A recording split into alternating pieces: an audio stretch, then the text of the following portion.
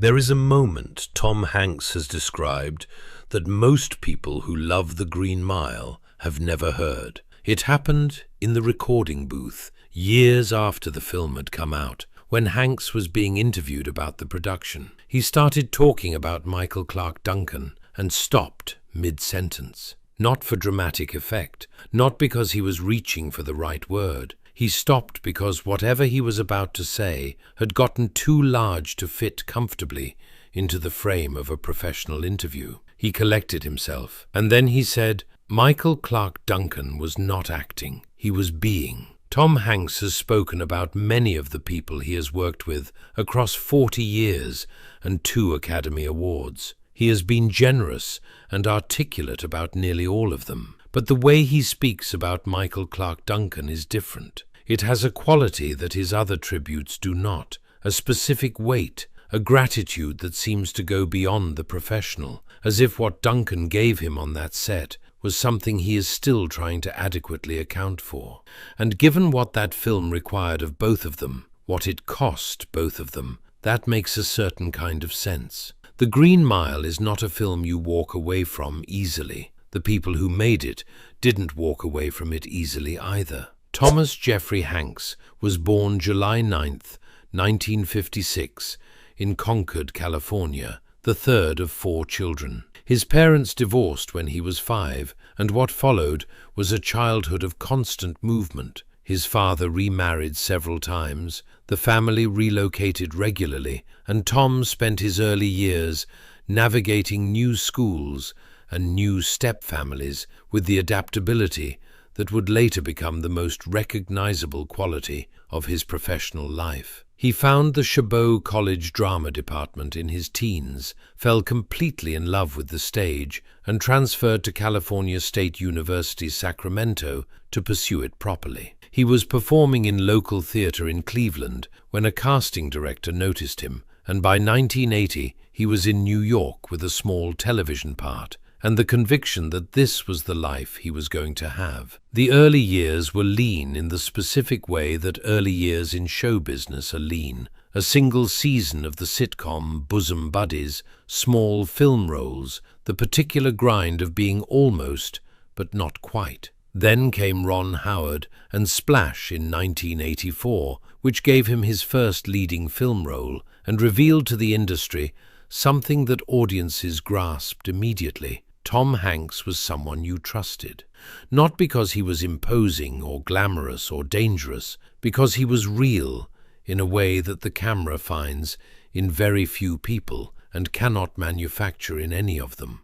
He has told the story of his first day on Splash with the pleasure of someone who still cannot quite believe it was his job. Ron Howard told him he would need to learn to scuba dive for the production. Hanks processed this information and concluded that he was, in fact, being paid to go on vacation.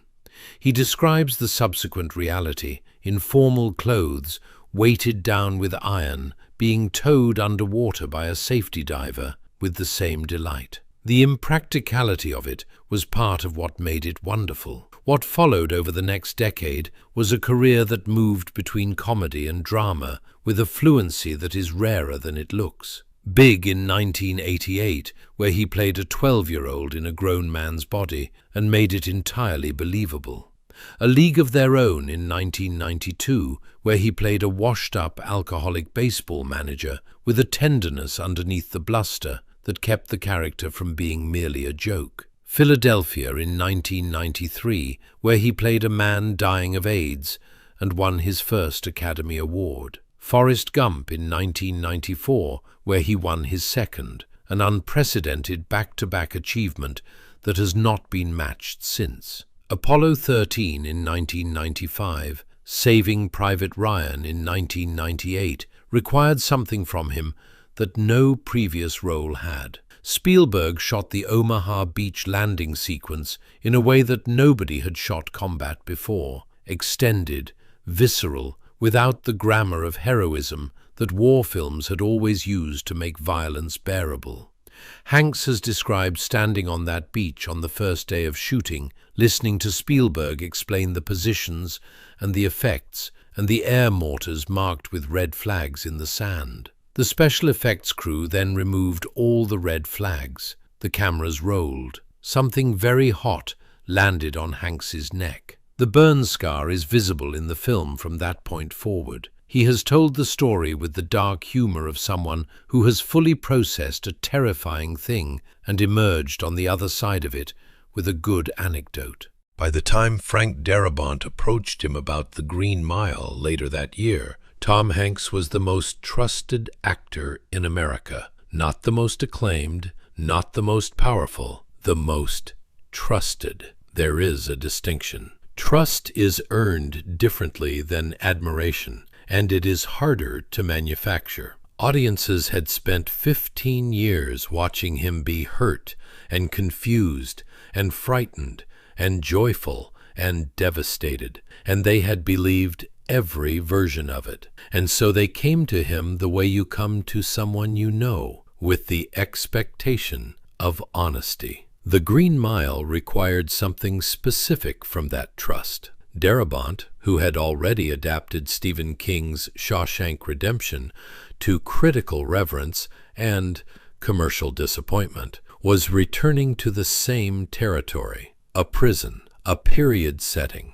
men in proximity to death. The question of what justice actually means when the machinery that administers it is operated by human beings. The story centered on Paul Edgecombe, the death row corrections officer who encounters John Coffey, a massive gentleman convicted of murdering 2 young girls, who possesses an inexplicable gift for healing. The film asks you to believe in that gift and in Paul's gradual reckoning with what it means to execute someone he has come to understand is innocent. It asks 3 hours of your time and your complete emotional surrender, and it gets both. And the reason it gets both begins with Tom Hanks and ends with Michael Clarke Duncan. Duncan was 31 years old when he auditioned for John Coffey. He had grown up on the south side of Chicago,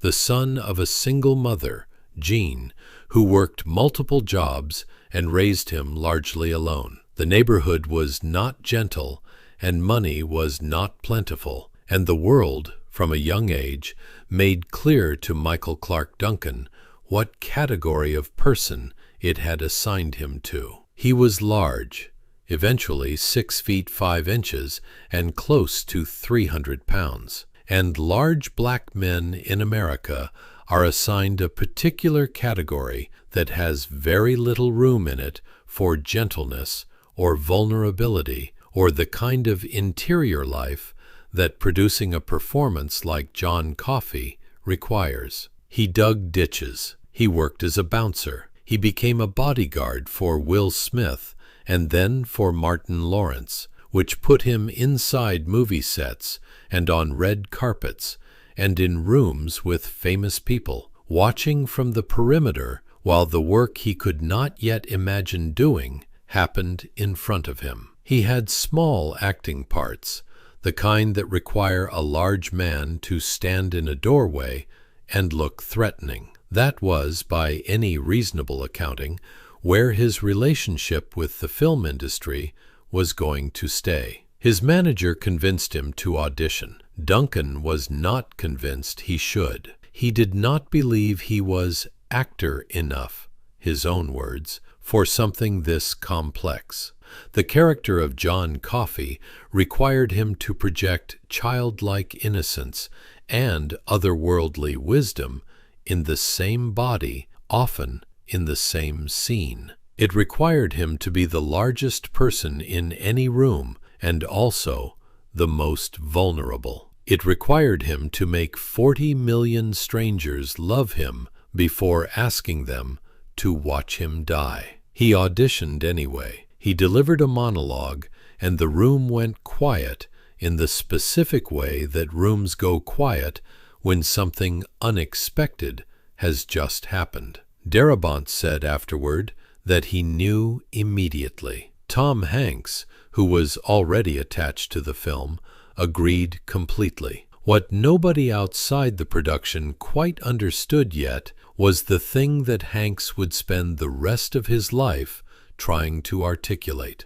That what Duncan brought to John Coffey was not technique, it was himself. Hanks became a mentor on set in the most organic sense, not because he appointed himself one, but because Duncan was terrified, and Hanks was the person with the most experience and the least ego about deploying it for someone else's benefit. Between takes, when Duncan was doubting himself, Hanks was there, not with instruction, with presence. The simple fact of a man who had done this for 20 years, treating a man doing it for the first time as a peer. Duncan has talked about what that meant. Hanks has talked about what he received in return, which was something he didn't expect. The specific education of watching someone perform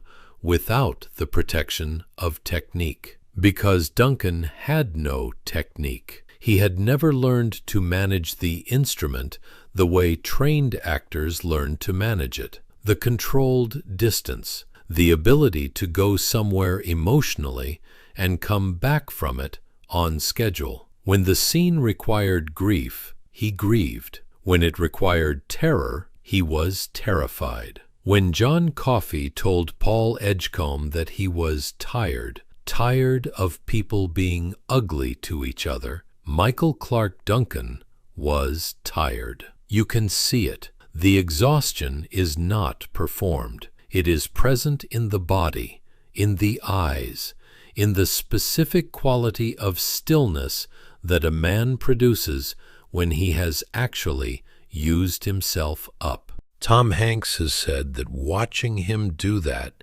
changed how he thought about acting. That is a significant statement from a man who has 2 Academy Awards and 40 years of accumulated craft. He did not say it made him question his own method. He said it expanded what he understood the work to be capable of. There is a particular humility in that admission, the recognition that someone with almost no professional training had, in the specific circumstances of that specific story, found a door that formal training had not shown him. He has been honest about this in a way that most actors at his level would not be, because most actors at his level have too much invested in the idea that craft is the whole of it. The film's production required the cast to inhabit the death row set in a way that was not common practice. Production designer Terrence Marsh, who had won Oscars for Dr. Zhivago and Oliver, built the mile with a historical precision that extended to the exact shade of green linoleum used in southern prisons of that era, to the period-correct wiring and light fixtures, to the way the lighting grew more oppressive the further down the corridor you walked. The set was designed to produce a specific psychological effect on the people inside it, and it did. Darabont gave the cast an afternoon before filming began, during which they simply occupied their positions, guards at their stations, prisoners in their cells, in complete silence, without speaking or performing for hours. Not a rehearsal, an immersion. The point was to let the weight of the place accumulate in the body before the cameras arrived. By the time filming started, the set was not a construction. It was a place that had been lived in. You can feel the difference. The execution sequences were shot with multiple cameras to minimize the number of takes, because the practical effects were expensive and emotionally exhausting. Sam Rockwell, who played the volatile Wild Bill Wharton, has described the atmosphere of those days. The cast knew what the film was asking audiences to feel about an execution, and they felt it themselves, on set, while building the thing. The performance that results from that knowledge is not the same as the performance that results from hitting marks and saying lines. It is heavier. It has actual weight. The film was released in December 1999. It earned $136 million on a $60 million budget. Not spectacular, not the blockbuster the Hanks name might have suggested was coming. And then something happened to it that doesn't happen to most films. It kept going.